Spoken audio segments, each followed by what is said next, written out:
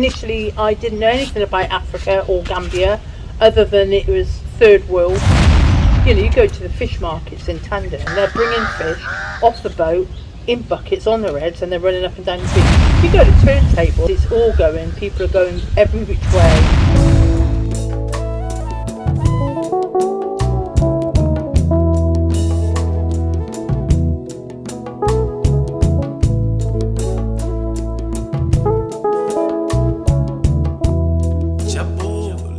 When I first came to Gambia was 2010. Initially, I didn't know anything about Africa or Gambia, other than it was third world, and I expected there to be very little of anything. Having been previously to India, I thought it would be similar in terms of very chaotic, a lot of people, poor, bad roads, very hot.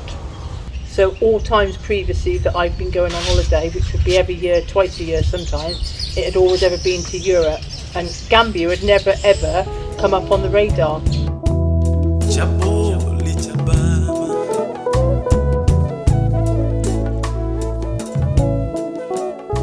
So initially I was coming because I was in building a house here and so forth, so that's again slightly different to the average tourist. But once I was in the position of wanting to come back every year, then it was because of the sort of people that I built up relationships with, the friendships I had, and you know, the way of life is very simple, and that appeals to me. It's not complicated.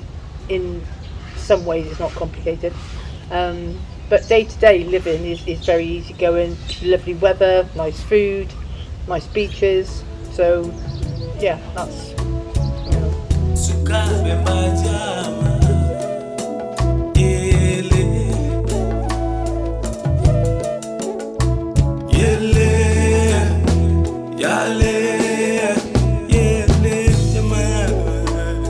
I mean, I've had people that have come here to spend time with me, that have not been 100% keen on coming, but they've come because they're coming to stay with me.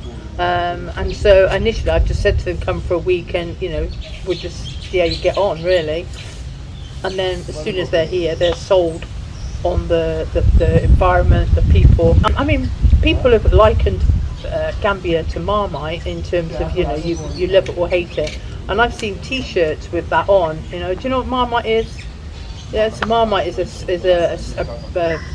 a particular type of spread, and you either really love it or you absolutely hate it, and there's no middle grey ground with it. You know, it's one or the other.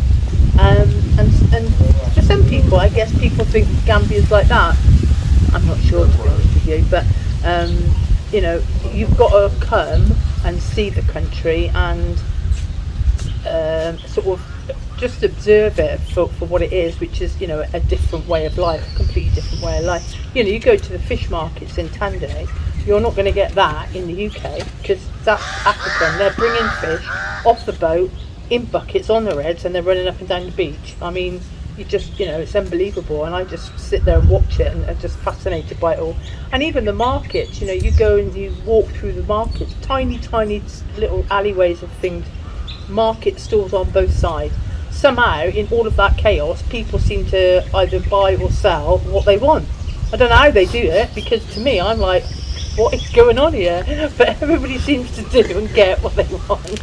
So yeah, you know, it's just different. Well, like, you go to turntable, and I always think at 8 o'clock at night, if I'm back in the UK, I've got an image in my mind of the absolute carnage that is going on at turntable, because it's all going, people are going every which way, cows, dogs, donkeys, people, gilly, taxi, people walking, people selling, whatever, the hawkers selling their bits of bloody tissue boxes and whatever.